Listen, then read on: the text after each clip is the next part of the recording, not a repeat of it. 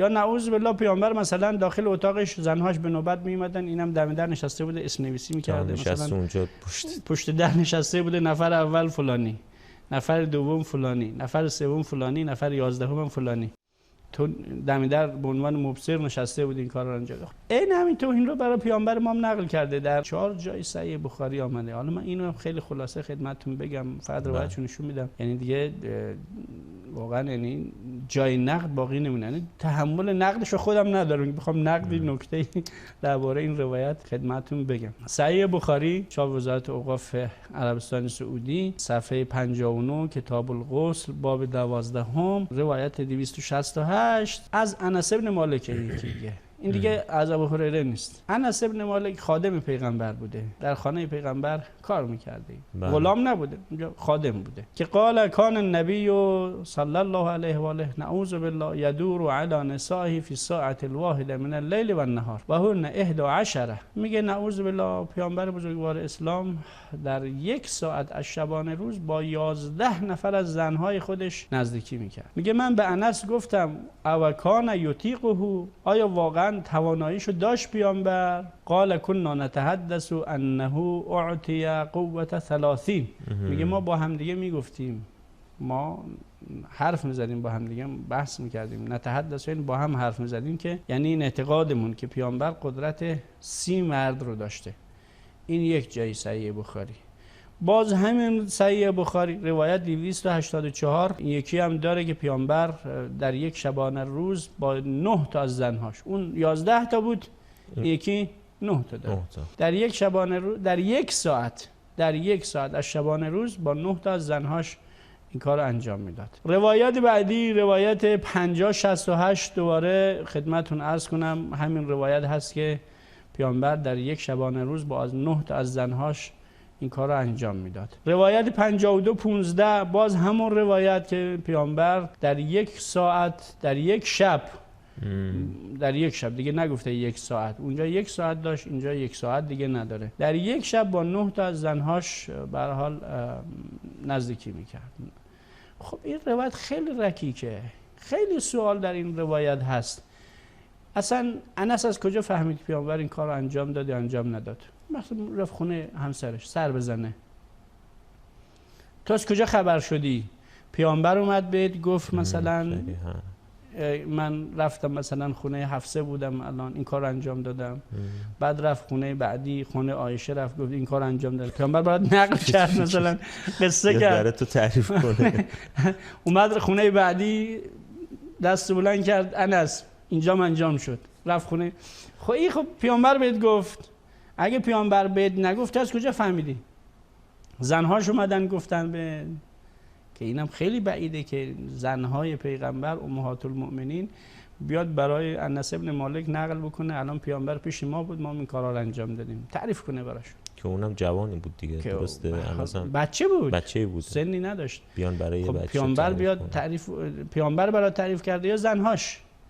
یا نعوذ بالله پیامبر مثلا داخل اتاقش زنهاش به نوبت میومدن، اینم دم در نشسته بوده اسم نویسی میکرده، مثلا اونجا پشت در نشسته بوده، نفر اول فلانی، نفر دوم فلانی، نفر سوم فلانی، نفر 11م فلانی، تو دم در به عنوان مبصر نشسته بود این کار رو انجام داد. چه چیزهای رکیک و زشتی است که اینها درباره پیامبر ما نقل میکنن. انس که علم غیب که نداره، باید از یک طریقی فهمیده باشه، یا مثلا سرک کشیده نعوذ بالله، از پنجره نگاه کرده نعوذ بالله، خودش فهمیده، یا پیامبر براش تعریف کرده که این نهایت بی‌غیرتی. ما چون روایت فراوان داریم که فقط یک بی‌غیرت میتونه این مسائل خصوصی خودشو زنشو برای بقیه نقل بکنه، یا زنهاش نقل کردن که اونم حرامه طبق روایت صحیح بخاری مسلم. حالا فرصت نیست من روایت خدمتتون نشون بدم که اصلا حرام، این کار حرامه برای زنی بیاد برای مرد نامحرم بشینه قصه کنه که من با شوهرم فلان کار انجام دادم یا انجام ندادم.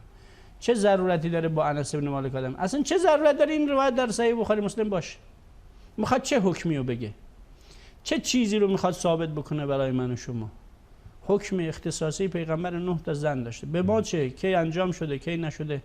چرا باید این مسائل خصوصی و مخصوص پیغمبر در کتاب‌ها بیاد در تاریخ ثبت بشه؟ خب واضحه که اینها می‌خواستن با آبروی پیغمبر بازی کنن، خواستن از پیغمبر انتقام بگیرن. مشرکین بنی امیه نتونستن در میدان جنگ از پیغمبر انتقام بگیرن، همیشه شکست خوردن. بله. با جعل روایات، با این روایات جعلی آمدن و از پیامبر بزرگوار اسلام اینجوری خدمتتون عرض کنم انتقام گرفتن. همین روایات شده سناریو برای فیلم های مستهجنی که کفار برای پیامبر ما میسازه. خب اینا رو بیام حذف کنیم از این کتاب ها. سخته حذف کردنش. آقا دیگه اصلا ما هم چه روایتی نداریم، اصلا این روایت قبول نداریم. نمیتونن بگن ما قبول نداریم. بعدیش ما که در مقدمه گفتیم، مقدمه بحث در جلسات اول، تمام روایات صحیح بخاری و مسلم رو اینها قطعی صدور میدونن، علم آور میدونن، میگن همه از دم صحیح، هر کس یک روایت رو این کار بکنه کافره. این روایت هم 6 جای صحیح بخاری بود. اصلا بخاری برای 6 بار این تکرار کرده. چرا 6 بار یک روایت به این مستهجنی رو مثلا تکرار کرده؟ خب ضرورتی نداشت، یه جا تکرار میکرد بعد فوقش تحلیل خودش رو هم زیرش مینوشت. ولی چی بگه آدم که این روایت رو ناچار بخونه؟ این پیامبری که اینها برای ما ترسیم میکنه پیامبر ما نیست قطعا پیامبر ما نیست. پیامبر ما در بالاترین اخلاق هست، بهترین اخلاق رو داره، بهترین تقوا رو داره، بهترین دیانت رو داره، به کسی ظلم نمیکنه.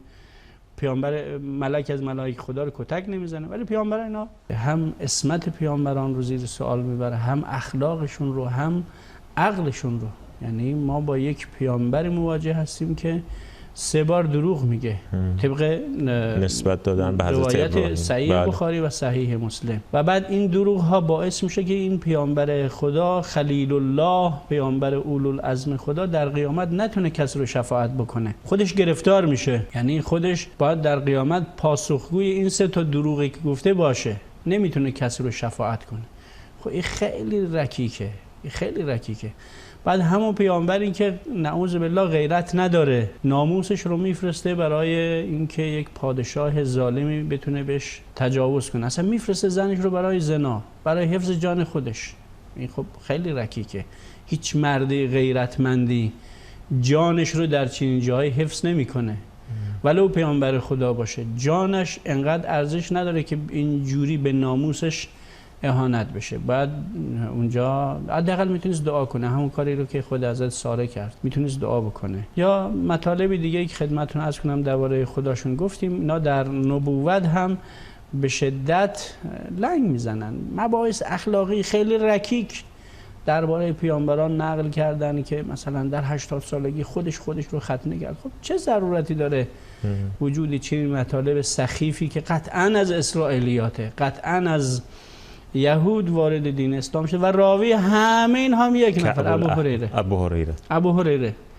راوی همه این روایاتی که ضد پیامبران هست کسی نیست جز ابو هریره که اینها هم قطعا از کعب الاحبار یهودی شنیده و نسبت داده به پیامبر بزرگوار اسلام. روایاتی که عصمت پیامبران رو زیر سوال میبره، پیامبرانی که ظالم هستن نعوذ بالله، پیامبرانی که دروغگو هستن، اخلاق پیامبران رو زیر سوال میبره، حتی عقلشون رو، پیامبران رو عقلشون رو زیر سوال میبره. ما هفته پیش روایت خوندیم که حضرت موسی لخت دنبال یه سنگ را میفته، سنگ رو کتک میزنه.